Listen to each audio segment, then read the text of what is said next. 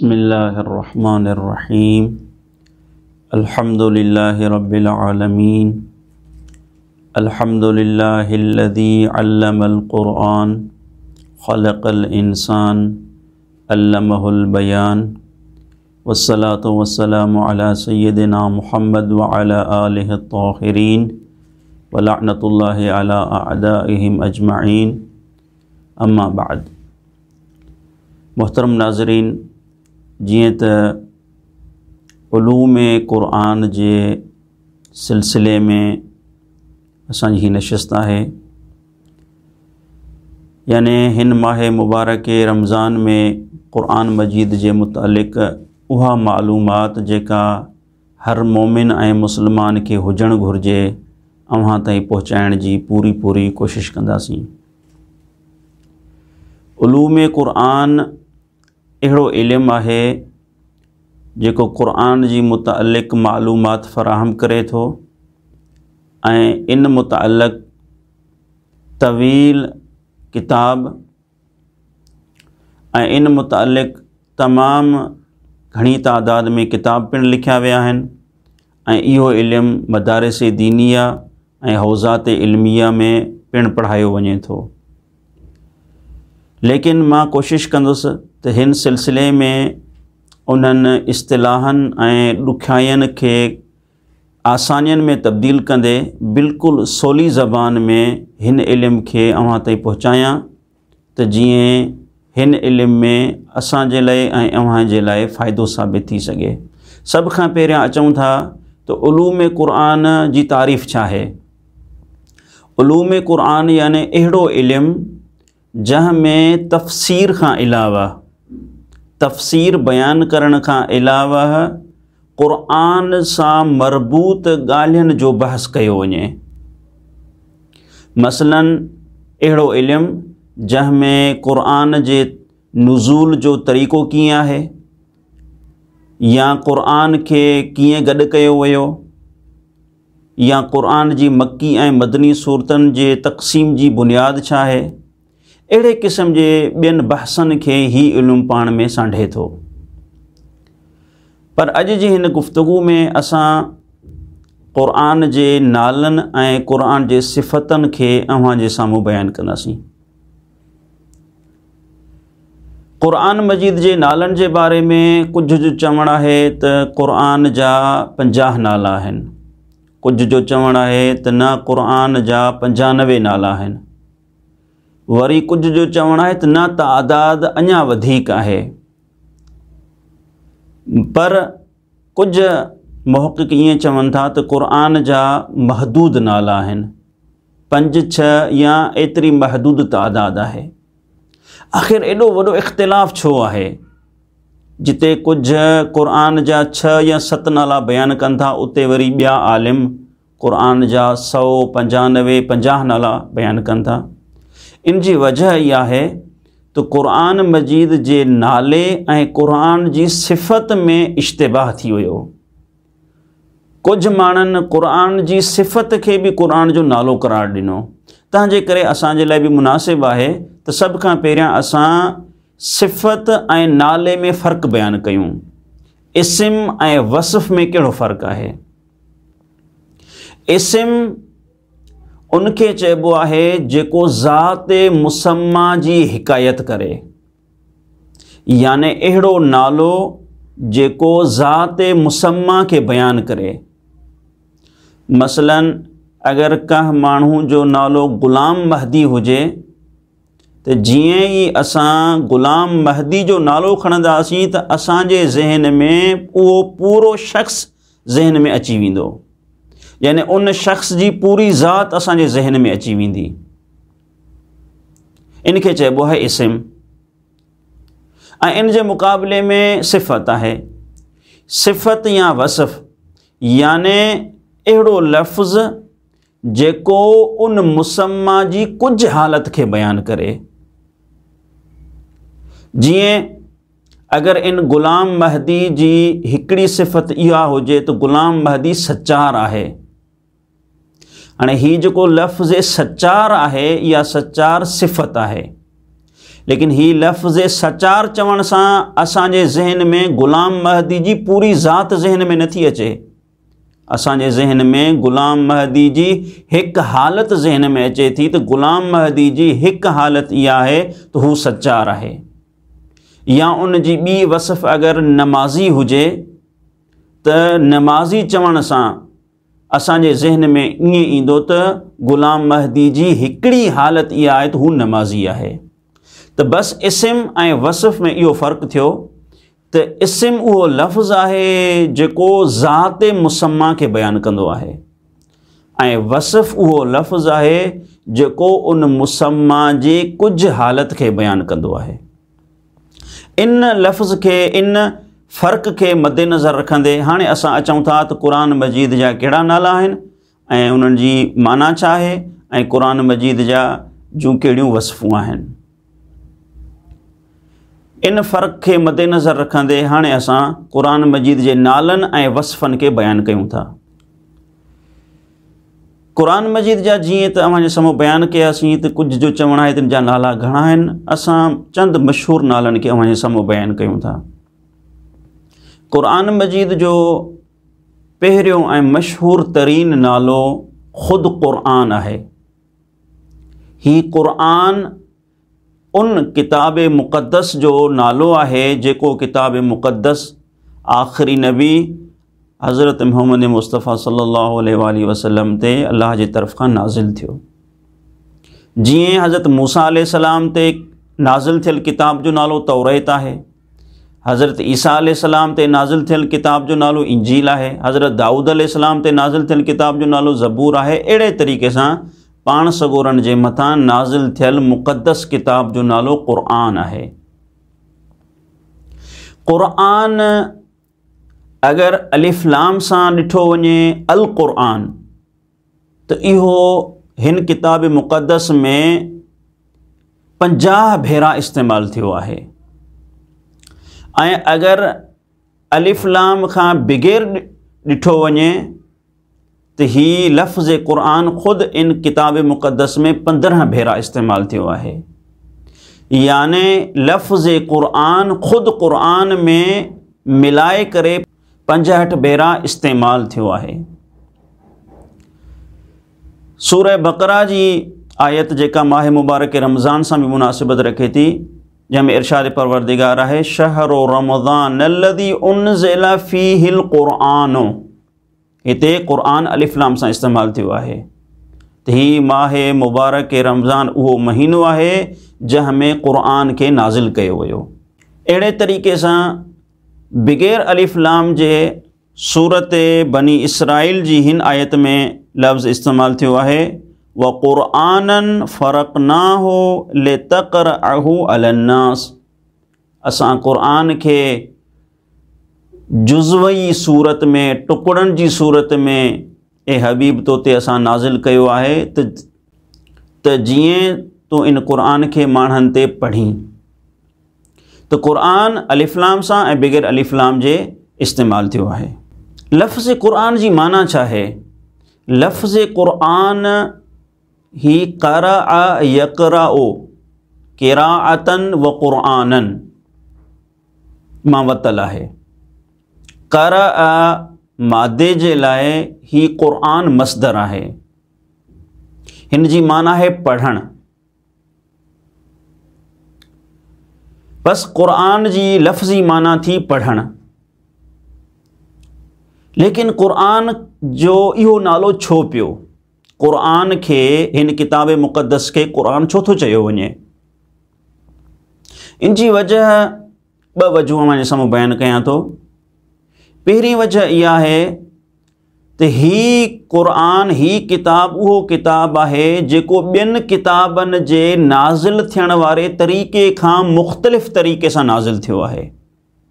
ॿिया जेके किताब नाज़िल थिया उहे लिखत सूरत में नाज़िल थिया। जीअं हज़रत मूसा अलैहिस्सलाम कोहे तूर ते वञनि था ऐं जबल तूर ते वञी करे लिखियल तौरात ख़ुदा जी बारगाह खां हासिल कनि था। अहिड़े तरीक़े सां ॿिया जेके सहीफ़ा आहिनि गुज़िश्ता नबियनि जा, उहे सहीफ़ा लिखियल सूरत में नबियनि ते नाज़िल थींदा हुआ। लेकिन क़ुरान मजीद लिखियल सूरत में नाज़िल नाहे थियो। क़ुरान मजीद जे नुज़ूल जो तरीक़ो इहो आहे। क़ुरान मजीद जे नुज़ूल जो तरीक़ो इहो आहे त हज़रत जिब्राईल अलैहिस्सलाम ख़ुदा जी बारगाह खां कुझु वही खणी ईंदा हुआ ऐं उहा वही पाण सगोरनि जे मथां तिलावत कंदा हुआ ऐं पोइ पाण सगोरा उन्हनि आयतनि खे मुस्लमाननि जे साम्हूं पंहिंजी उम्मत जे साम्हूं बयानु कंदा हुआ।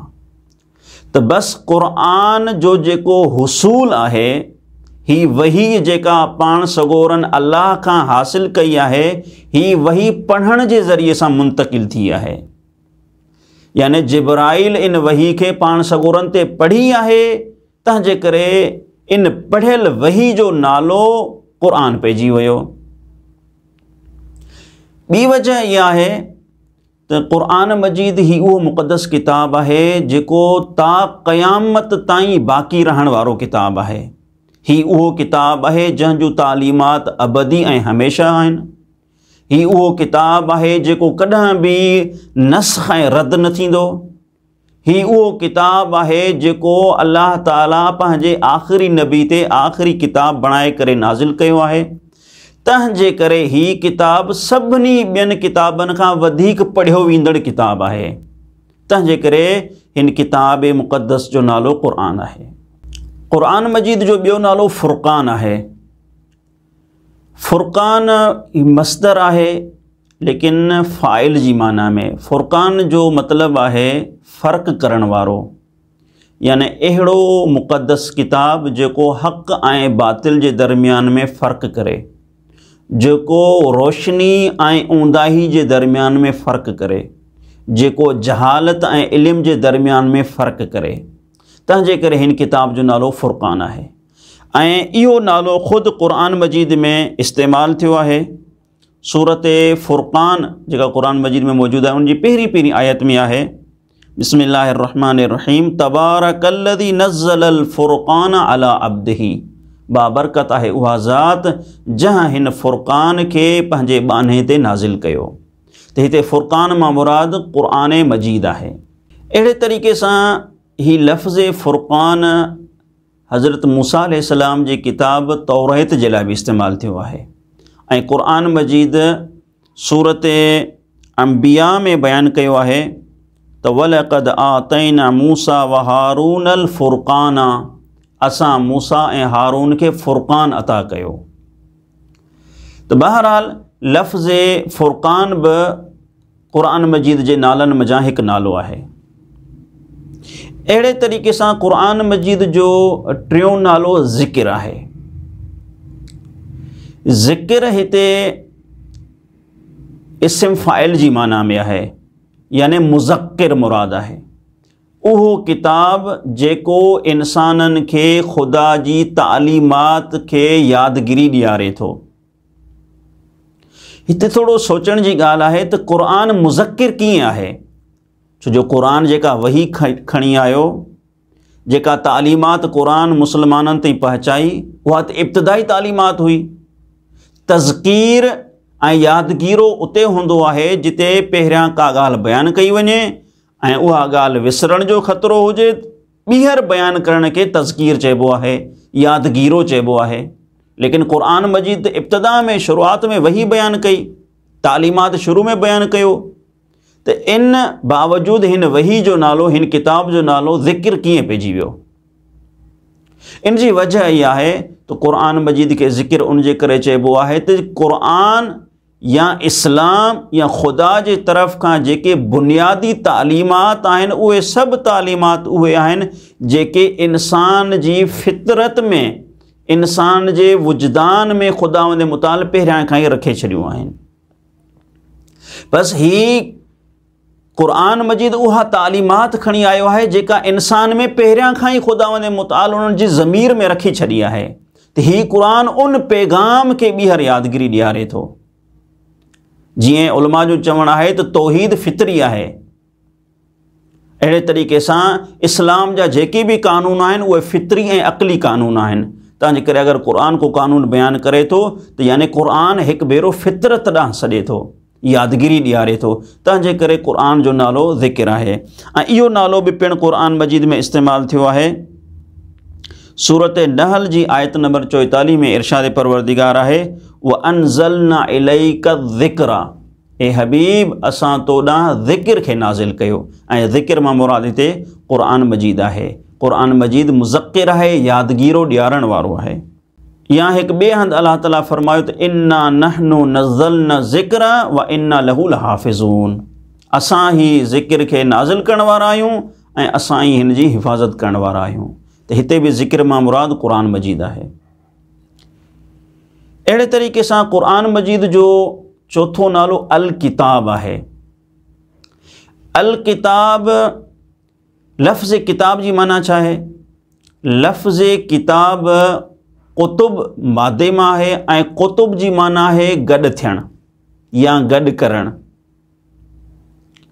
छो जो हीउ जेको लिखण जो अमल आहे, हिन लिखण जे अमल में इंसान हर्फ़नि ऐं लफ़्ज़नि खे गॾु कंदो आहे। तंहिंजे करे हिन लिखत जे अमल खे अरबी में किताबत सां ताबीर कई वई आहे। किताबत ऐं कतब मादो हिन जे लाइ इस्तेमालु थियो आहे। अहिड़े तरीक़े सां जीअं को लश्कर जेको फ़ौजनि जो जथो हुजे, जेको फ़ौजनि खे गॾु करे, उन गॾु थियल जथे खे बि कुतैबा चइबो आहे। यानी छो जो हीउ उहो जथो आहे जेको फ़ौजनि खे गॾु करे थो। त हिन मादे में गॾु करण जी माना आहे। ऐं छो जो हीउ क़ुरान मजीद उहो क़ुरान आहे जंहिंमें वही गॾु थियल आहे, जंहिंमें ख़ुदा जी बयानु कयल वही सांढियल आहे। तंहिंजे करे हिन किताब मुक़दस जो नालो अल किताब आहे। अहिड़े तरीक़े सां हीउ नालो पिणु क़ुरान मजीद में इस्तेमालु थियो आहे। अहिड़े तरीक़े सां इहो नालो पिणु क़ुरान मजीद में इस्तेमालु थियल आहे। सूरत बक़रा में शुरू में इरशाद परवरदिगार आहे ज़ालिकल किताबु ला रैब फ़ीह। हिते बि अल किताब मां मुराद क़ुरान मजीद आहे। त हीउ उहो किताब आहे जंहिंमें कंहिं बि क़िस्म जो शक ऐं शुबो कोन्हे को। अहिड़े तरीक़े सां सूरत अनआम आयत नंबर 92 में पिणु इस्तेमालु थियो आहे वहादा किताबुन अनज़लनाहु, हीउ उहो किताब आहे जंहिंखे असां नाज़िल कयो आहे। अहिड़े तरीक़े सां क़ुरान जो आख़िरी नालो अव्हां साम्हूं जेको बयानु कयूं था उहो मुसहफ़ आहे। मुसहफ़ यानी उहो किताब जेको किताबी सूरत में मौजूदु हुजे, जेको किताब ॿिनि पाठनि में मौजूदु किताबी सूरत में हुजे, उनखे मुसहफ़ चइबो आहे। ऐं छो जो जीअं इंशाअल्लाह असां हिकु अलॻि सबक़ में बयानु कंदासीं त हीउ क़ुरान मजीद ख़ुदि पैगम्बर अकरम पंहिंजे ज़माने में गॾु करे विया ऐं इनखे किताबी सूरत ॾेई करे विया। तंहिंजे करे हिन क़ुरान खे मुसहफ़ बि पिणु चयो वञे थो। अगरचे असांजे कुझु असांजा मुस्लमान भाइर चवनि था त इहो मुसहफ़ जो लफ़्ज़ ख़लीफ़नि जे दौर में इस्तेमालु थियो, लेकिन न, मुसहफ़ जो लफ़्ज़ क़ुरान मजीद जे लाइ, मुसहफ़ जो नालो क़ुरान मजीद जे लाइ ख़ुदि पैगम्बर जे ज़माने खां ई इस्तेमालु थियो आहे। इहे क़ुरान मजीद जा नाला हुआ। सिर्फ़ु क़ुरान मजीद जी हिकु वसफ़ टाइम खे मद्देनज़र रखंदे बयानु कयां थो त क़ुरान मजीद जूं बि वसफ़ूं खोड़ बयानु थियल आहिनि। उन्हनि वसफ़नि मां हिकु वसफ़ आहे मजीद, क़ुरानुन मजीद। मजीद लफ़्ज़ मजद ऐं बुज़ुर्गी मां वरितलु आहे। मजीद लफ़्ज़ मजीद सिफ़त मुशब्बह जो सीगो आहे ऐं मजीद जी माना आहे वॾी शान वारो। ऐं छो जो असांखे ख़बर आहे त सिफ़त मुशब्बह जो सीगो सुबूत ऐं इस्तिक़रार ते दलालत कंदो आहे। यानी अहिड़ी माना जेका साबित ऐं बाक़ी ऐं दाइमी हुजे, उन जी माना ते हीउ सीगो दलालत कंदो आहे। तंहिंजे करे मजीदुनि जी माना इहा थींदी त उहा बुज़ुर्गी, उहो शान, उहो मर्तबो, उहो रुतबो जेको हमेशह बाक़ी रहण वारो आहे। ऐं क़ुरान मजीद जो मर्तबो ॿियनि किताबनि जी बनिस्बत, दुनियावी किताबनि जी निस्बत, हिन जो मर्तबो सभिनी खां आला ऐं सभिनी खां आख़िर ताईं रहण वारो आहे। तंहिंजे करे क़ुरान मजीद जी इन सिफ़त खे ख़ुदि ख़ुदावंद मुतआल पंहिंजे किताब में इस्तेमालु कई आहे। जीअं सूरत बुरूज में अल्लाह ताला फरमाए थो बल हुवा क़ुरानुम मजीद, बल्कि ही क़ुरान मजीद आहे, यानी बुज़ुर्गी ऐं वॾे शान वारो किताब आहे। अहिड़े तरीक़े सां क़ुरान मजीद जी हिकु ॿी सिफ़त हकीम आहे। हकीम जूं ॿ टे मानाऊं बयानु कयूं वयूं आहिनि। हकीम जी हिकिड़ी माना आहे मुहकम, यानी ही उहो किताब है जो को पुख्तो ऐं मुहकम है, यानी जंहिंजूं तालीमात हमेशह ऐं बाक़ी रहण वारियूं आहिनि। ज़माने जी तब्दीली सां उन जी तालीमात में को फ़र्क़ु न पवंदो, इन एतबार खां ही मुहकम आहे। ॿी हकीम जी माना आहे त हिते हकीम हाकिम जी माना में आहे, यानी ही उहो किताब आहे जेको इंसाननि जे कानूननि जे मथां हाकिम आहे। इंसान जेकी कानून ठाहींदा उहे कानून वक़्ती हूंदा, ख़तम थी वेंदा, लेकिन ही उहो किताब आहे जेको इंसाननि जे कानूननि जे मथां, ख़ुदि इंसाननि जे नज़रे जे मथां ही किताब हाकिम आहे। ऐं अहिड़े तरीक़े सां लफ़्ज़ हकीम जी हिकु ॿी माना बयानु कई थी वञे त हकीम यानी हिकमत भरियो, यानी ही उहो किताब आहे जंहिंमें हिकमत भरियूं ऐं ॾाहप वारियूं ॻाल्हियूं आहिनि ऐं अहिड़ियूं ॻाल्हियूं आहिनि जेके इंसान जे लाइ फ़ाइदेमंद हुजनि। ऐं इहा सिफ़त पिणु क़ुरान मजीद में अल्लाह ताला इस्तेमालु कई आहे। इरशाद परवरदिगार आहे व इन्नहु फिल किताबे लदैना लअलियुन हकीम। अल्लाह ताला फरमाए थो असां वटि उम्मे किताब में यानी असले किताब में यानी लोहे महफूज़ में ही क़ुरान मजीद आहे ऐं उते बि ही बुलंद ऐं हिकमत भरियो आहे, हकीम आहे। त हिते क़ुरान मजीद में क़ुरान मजीद जे लाइ अल्लाह ताला लफ़्ज़ हकीम या हकीम जी सिफ़त के इस्तेमाल कयो आहे। व आख़िरु दअवाना अनिल हम्दुलिल्लाहि रब्बिल आलमीन।